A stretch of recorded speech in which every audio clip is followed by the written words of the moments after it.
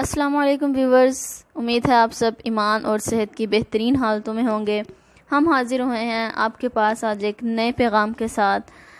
غصہ ایک خنجر ہے جو انسان اپنے ہی دل میں گھونپ دیتا ہے۔ دوسرے کی خطا پر خود کو سزا دینے کا نام غصہ ہے۔ یعنی کہ ہمیں کیا پتہ چلا کہ ہم دوسرے کی غلطی پہ سزا خود کو دے رہے ہوتے ہیں، ہم اپنے ساتھ ہی ظلم کر رہے ہوتے ہیں۔ اور صرف ظلم ہی نہیں، کیسا ظلم کہ ایک تو انسان اپنے دل پر جو ہے وہ ظلم کر رہا ہے، اور دوسرا کہ اس طرح کی بیماری ہے کہ ہماری عبادتوں کو بھی ضائع کر دیتی ہے۔ حدیث مبارکہ ہے کہ غصہ ایمان کو ایسے خراب کرتا ہے جیسے سرکہ شہد کو، یعنی کہ اگر ہم شہد کے اندر سرکہ ڈال لیں تو اس اپنی اصلیت وہ بالکل ہی کھو بیٹھتا ہے، اس کا اپنا کوئی وجود نہیں رہتا۔ اسی طرح غصہ بھی ایمان کو ایسے ہی خراب کر دیتا ہے کہ آپ کا ایمان جو ہے، آپ کے ایمان کو خطرہ جو ہے وہ لاحق ہو جاتا ہے۔ اور پھر جو شخص انتقام کی طاقت کے باوجود غصے کو دبا لے، اللہ تعالیٰ اس کے سینے کو ایمان سے بھر دیتے ہیں۔ حدیث سے مبارکہ ہے کہ انسان نے قدرت رکھنے کے باوجود غصے کو ضبط کر لیا تو اللہ تعالیٰ اس پر اپنا اتنا فضل فرماتے ہیں کہ اس کے سینے کو ایمان کے نور سے بھر دیتے ہیں۔ اور دوسری بات یاد رکھنے کی یہ کہ جو جتنا بڑا ہوتا ہے، جتنا بلند ہوتا ہے، اس میں جھکاؤ اتنا ہی زیادہ ہوتا ہے۔ ہم دیکھتے ہیں کہ جس درخت پر پھل سب سے زیادہ لگتا ہے وہ اس قدر زیادہ جھکا ہوا ہوتا ہے۔ جو درخت پھلدار نہیں ہوتا اس کی شاخیں ہمیشہ سیدھی رہتی ہیں، لیکن جس درخت پر جتنے زیادہ پھل لگتے جائیں گے وہ اتنا ہی زیادہ جھکتا جائے گا۔ اور اللہ تعالیٰ نے جو ہم سے وعدہ فرمایا ہے اس غصے کو قابو کرنے کے لیے اور لوگوں کو معاف کرنے کے بدلے، جو اللہ کا ہم سے وعدہ ہے، اگر انسان اسے سمجھ لے تو اس کی زندگی سے غصہ بالکل ختم ہو جائے۔ اللہ تعالیٰ کا ارشاد ہے کہ جو لوگ دنیا میں اللہ کے لیے لوگوں کو معاف کر دینے والے ہوں گے، ان کا حق اللہ کے اوپر ہوگا۔ یہ لوگ قیامت کے روز کھڑے ہوں گے اور بغیر حساب کتاب کے جنت میں داخل کر دیے جائیں گے۔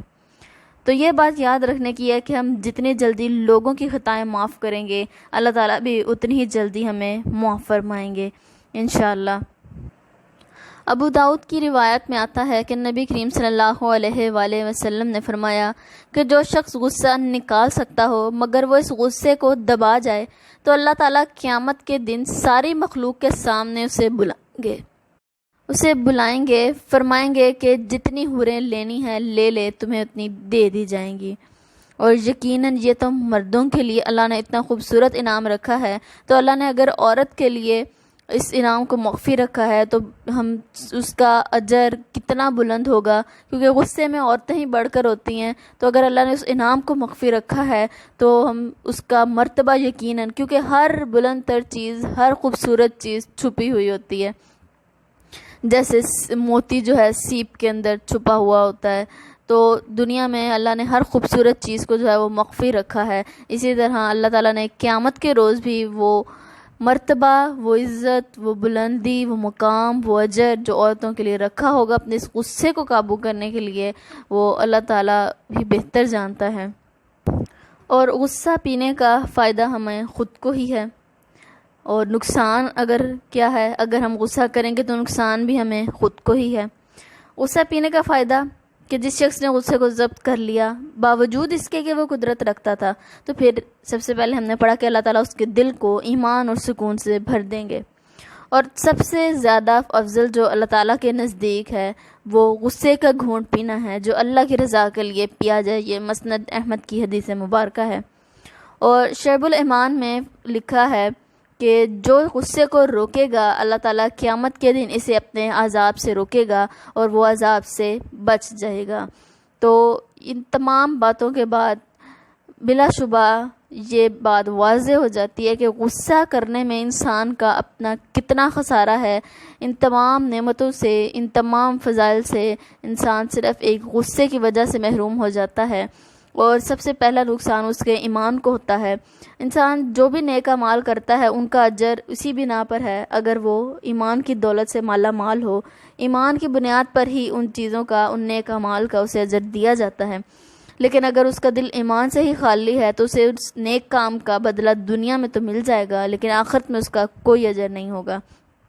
اللہ تعالی ہمیں دنیا جو ہے وہ بھی ایمان پر زندگی گزارنے کی توفیق عطا فرمائے، اور آخرت میں بھی جو ہے ہمارا خاتمہ بھی ایمان پر فرمائے، اور آخرت میں بھی ہمیں نیک لوگوں کا ساتھ نصیب فرمائے، آمین۔